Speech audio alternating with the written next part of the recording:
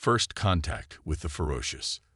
The observation deck of the Zaveri space station offered a panoramic view of the gas giant below, its swirling clouds of amber and gold creating mesmerizing patterns against the backdrop of space.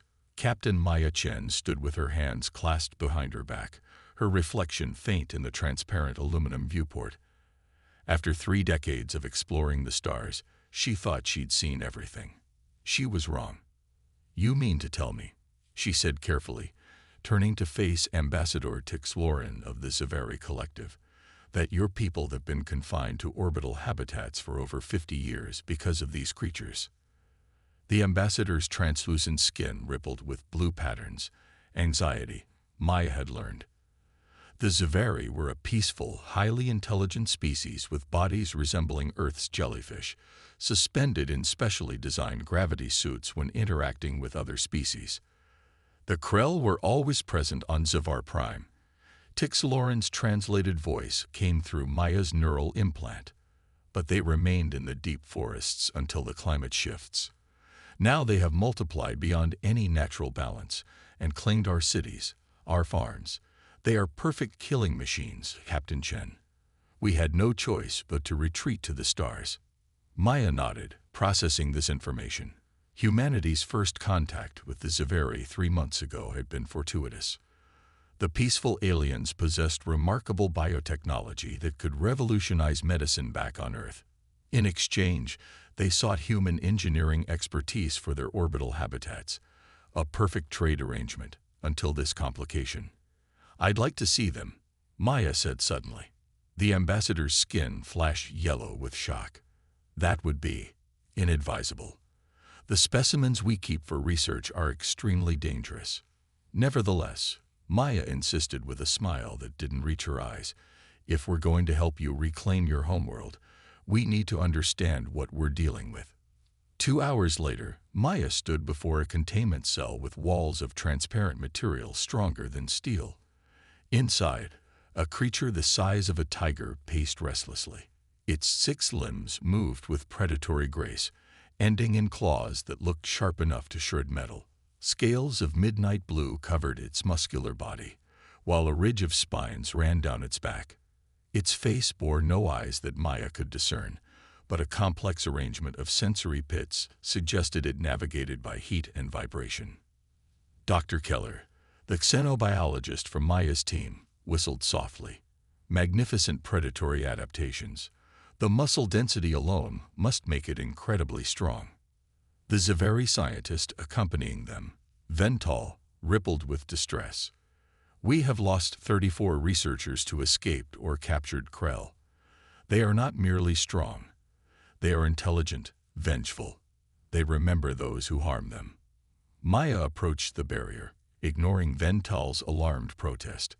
The Krell stopped pacing and turned toward her, sensory pits flaring.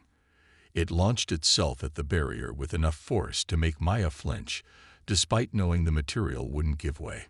"You said they appeared in greater numbers after climate shifts," Maya said, not taking her eyes off the creature. "Have you tried accommodating their environmental needs?" "Accommodate." Vental's translation came through as bewildered. "Captain Chen, these are monsters.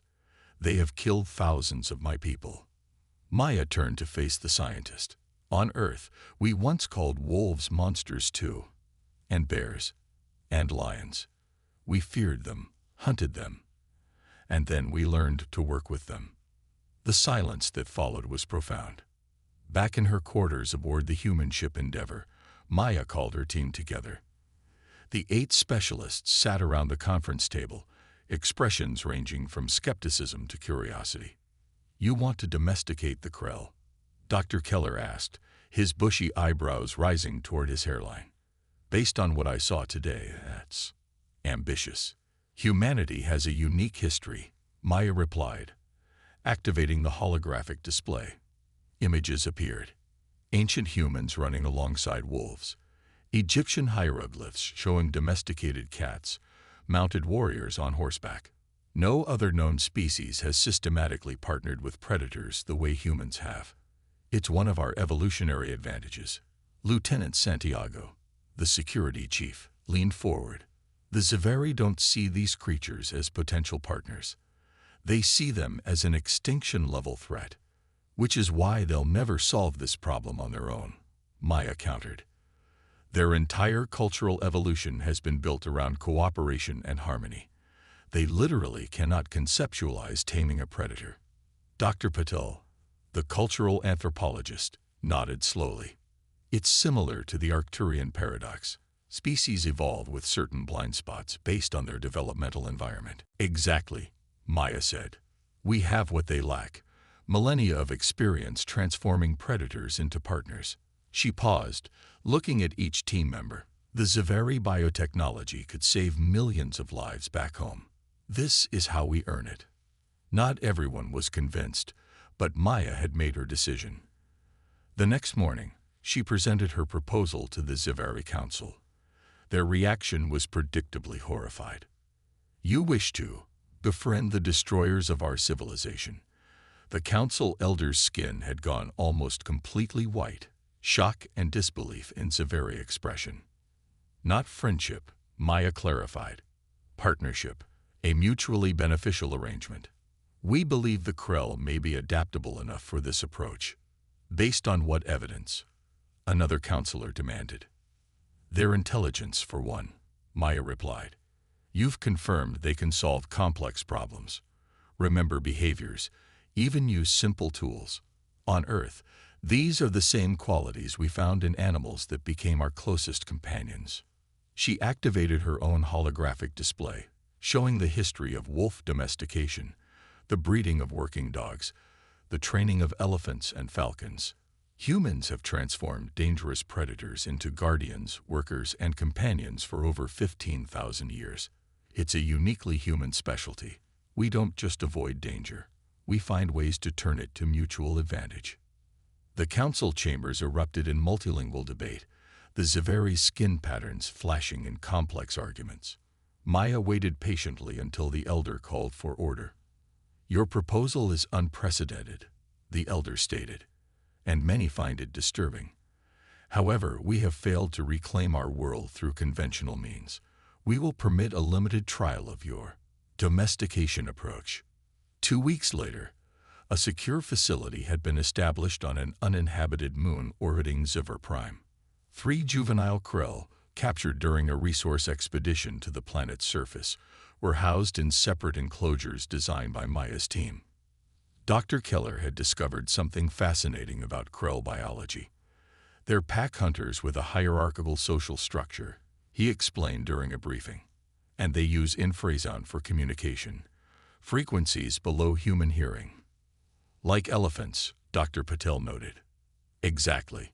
We've designed sonic emitters that can reproduce their dominance and submission signals, and their sensory pits are incredibly sensitive to specific pheromone markers. We're synthesizing those now. Maya nodded approvingly. The first rule of domestication: speak their language. The initial days were fraught with danger and setbacks. A Krell nearly took Lieutenant Santiago's arm off when a containment field temporarily failed. One of the juveniles refused all food, apparently preferring death to captivity. The Zaveri observers watched with a mixture of fascination and horror as the humans persistently approached creatures they considered demons. The breakthrough came on day 17. Maya was observing the most aggressive juvenile, nicknamed Blue for the distinctive azure pattern on its spine. Dr. Keller had been systematically testing different infrasound sequences combined with pheromone releases. Try sequence 7 again, Maya suggested, but with a 50% reduction in volume. Keller adjusted the parameters. The effect was immediate and startling. Blue, who had been pacing agitatedly, suddenly became still. Then, slowly, it lowered its front limbs and flattened its spine ridges, a posture they'd never observed before. Is it submitting? Keller whispered. No, Maya said with growing excitement. I think it's listening. Over the next 3 days, they refined the communication protocols. Blue began responding consistently to specific sonic patterns, approaching when called, retreating when warned.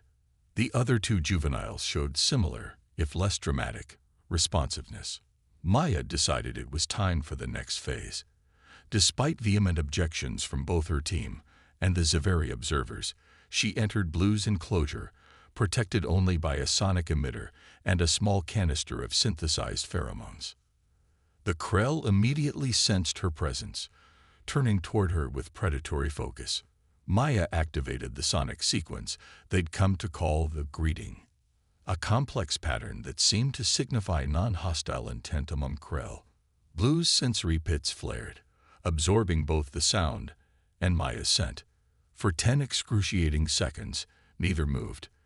Then Blue lowered itself to the ground in the same posture as before.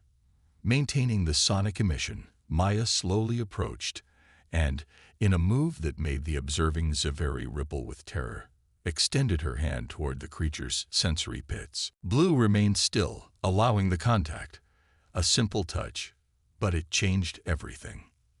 "They're not mindless killers," Maya explained later to the astonished observers.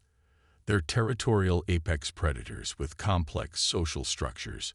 Once we understood how to communicate non-threat and respect within their framework, the path to cooperation opened." Ambassador Tix-Lauren's skin displayed patterns of cautious hope mixed with lingering disbelief. "Even if you can communicate with a few captive juveniles, the wild Krell have devastated our cities for generations. They hunt our people relentlessly." "That's because you've been locked in a cycle of mutual violence," Maya replied. "We need to break that cycle, and now we know how." As the first month of the experiment concluded, Maya's team had achieved what the Zaveri considered impossible. All 3 juvenile Krell responded reliably to basic commands, accepted human proximity, and even performed simple cooperative tasks in exchange for food rewards. Videos of humans working alongside creatures that had driven an advanced civilization from their homeworld caused a sensation throughout Zaveri society. But the real test was yet to come. The taming of the Krell. 6 months into the Krell domestication project, Captain Maya Chen stood on the surface of Zivar Prime for the first time. The abandoned Zaveri city of Kiravosh stretched before her, its elegant spiral structures now overgrown with the planet's equivalent of vegetation. Beside her, secured with a specialized harness and neural dampener, Blue had grown to full adult size, nearly 400 kilograms of predatory power. Motion sensors are picking up multiple Krell signatures approaching from the northeast, Lieutenant Santiago reported, his hand resting on his pulse rifle despite Maya's strict no-weapons policy for this expedition. "Good," Maya replied calmly. "That's what we're here for." Their small team had landed at dawn in a clearing near the city center. Besides Maya, Santiago, and Dr. Keller, they'd brought 2 more of their domesticated Krell, Red and Echo. The Zaveri had insisted on providing remote surveillance only, still unconvinced that standing on the surface with Krell was anything but suicide. "Remember," Maya addressed her team, "no sudden movements, no fear responses. The wild Krell will sense your emotional state through pheromones." Project Calm Authority. The ground vibrated slightly beneath their feet. The approaching Krell pack was using infrasound to coordinate. Maya activated the specialized emitter at her belt, broadcasting the complex sequence they'd developed to signal peaceful territorial negotiation. "They're surrounding us," Keller whispered, monitoring his scanner. "At least 12 adults." "Stay calm," Maya reminded him. "Blue and the others will mirror our emotional state." As if summoned by her words, the wild Krell emerged from the ruins and vegetation around them. Larger and more scared than their captive-raised counterparts, these creatures moved with confident aggression, sensory pits flaring as they assessed the intruders. The largest Krell, its scales a mottled green and black, stepped forward with spine ridges fully extended. A dominance display. Blue immediately responded, moving slightly ahead of Maya, and lowering its body in a posture that wasn't quite submission, but acknowledged the wild one's status. "The translator is picking up complex infrasound exchanges," Keller murmured, watching his instruments. "They're communicating." For several tense minutes, Blue and the wild pack leader engaged in what could only be described as negotiation, A mixture of postures, infrasound rumbles, and scent releases, Maya maintained the peaceful signal from her emitter, carefully modulating its frequency based on Blue's responses. Finally, the wild leader's spine ridges partially lowered. It turned and made a distinct sound, sharp and commanding. The other wild Krell backed away, still watching vigilantly but no longer in attack postures. "Did we just secure an audience?" Santiago asked incredulously. Maya nodded, trying to contain her excitement. Phase 1 complete. Now for the demonstration. Over the next hour, Maya and her team performed a carefully choreographed series of exercises with their 3 domesticated Krell. They demonstrated how the creatures responded to commands, cooperated in tasks, and showed no aggression toward humans despite clear opportunities. The wild pack watched with what could only be described as curiosity. They're intelligent enough to understand the concept of cooperation, Maya explained for the benefit of the Zaveri watching remotely.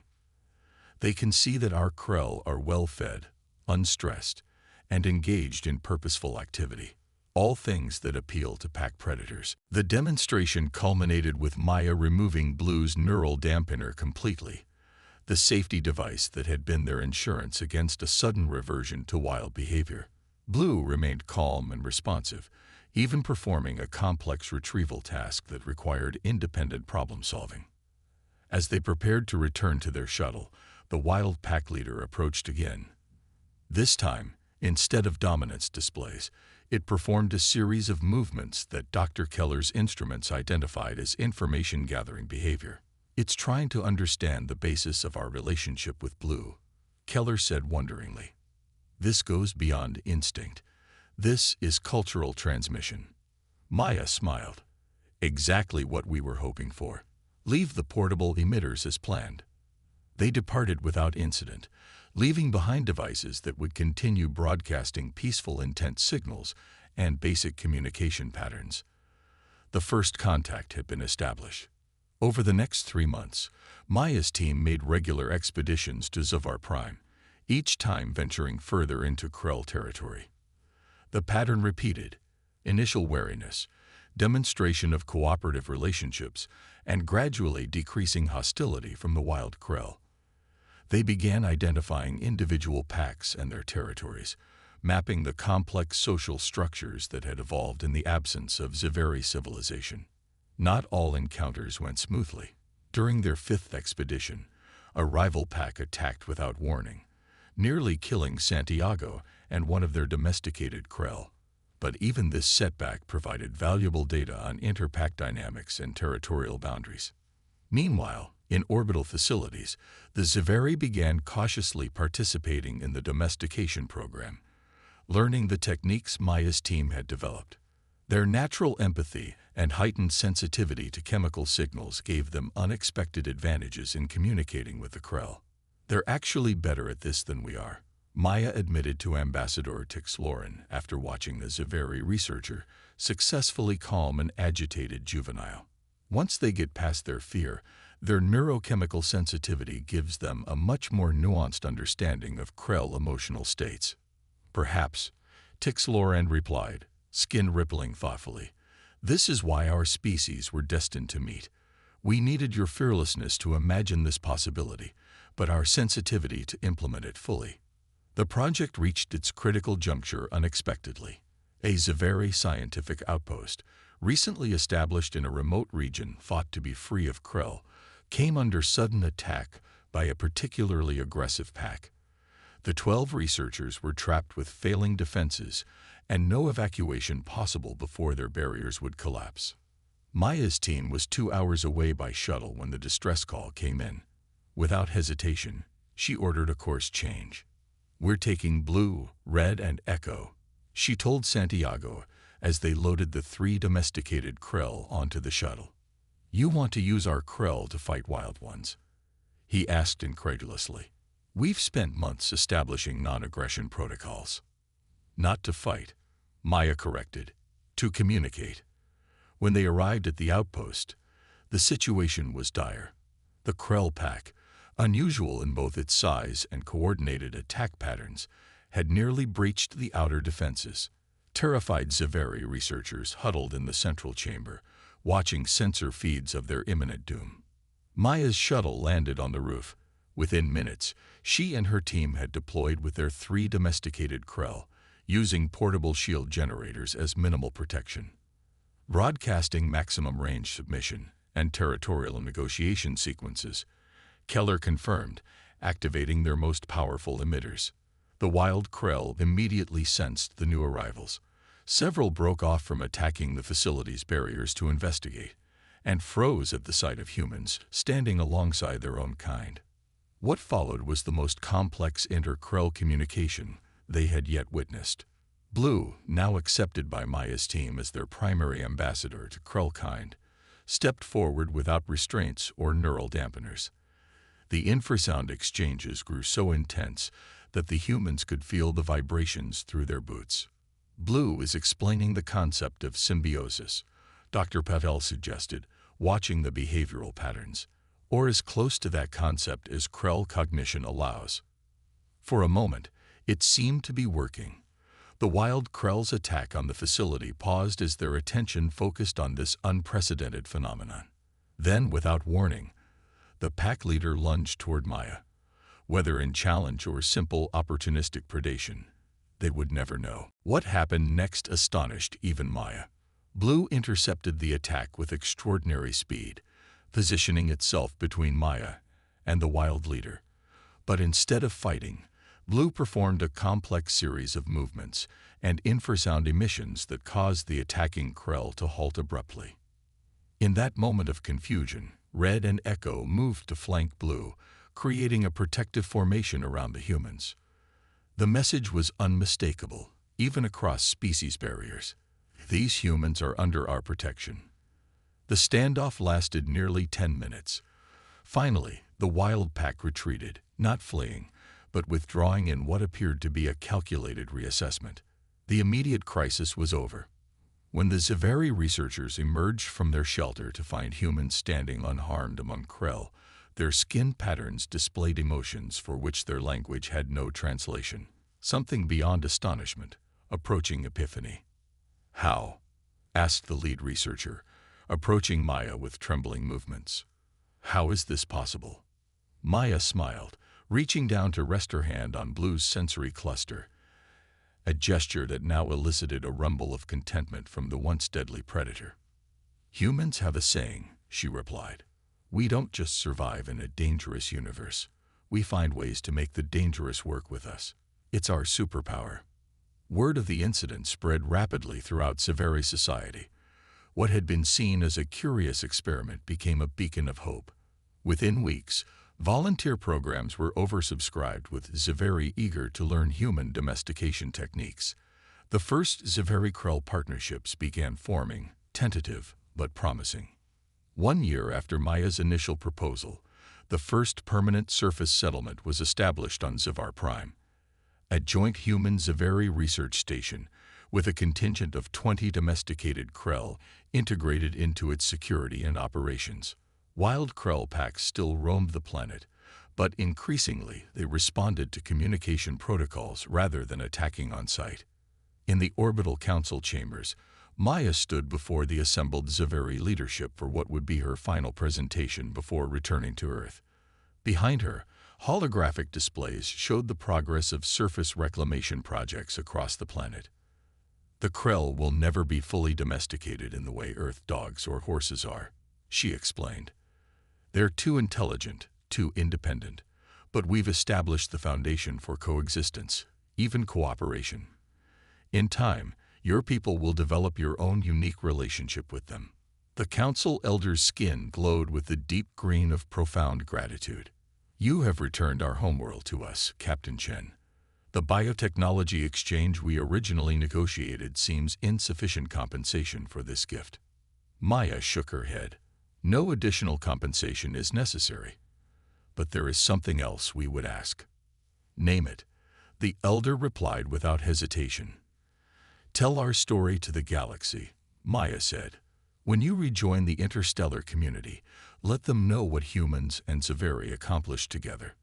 Let them understand that humanity's approach to the universe isn't recklessness, as some have claimed, but a different kind of wisdom. As Maia's ship prepared to depart, Ambassador Tix Lauren accompanied her to the docking bay. Through the viewport, they could see Zivar Prime below, where lights of new settlements now twinkled on the night side of the planet. "Your people are remarkable," Tix Lauren said. "When we first encountered humans, many feared your tendency to confront danger rather than avoid it. Now I understand. It is not because you do not recognize danger, but because you see possibilities where others see only threats." Maia smiled. "It served us well, though it's gotten us into trouble too. But yes, humans have always been the species crazy enough to look at something with teeth and claws and think, I bet we could be friends." As her ship broke orbit, Maia received one final transmission from the surface. Footage from the newest settlement showing Zaveri researchers working alongside Krell in the field, the once deadly predators now alerting them to other dangers, helping transport equipment, even playing with Zaveri children in specially designed interaction zones. Domestication, Maia reflected, wasn't about dominating another species. It was about finding the overlap between different needs, different natures, creating something new and beneficial for both. Perhaps that was humanity's greatest gift to the galaxy. Not fearlessness, but the vision to see potential allies where others saw only monsters. The stars stretched into streamers as the ship entered hyperspace, carrying Maia home, and carrying humanity's reputation in a new direction among the watching civilizations of the galaxy.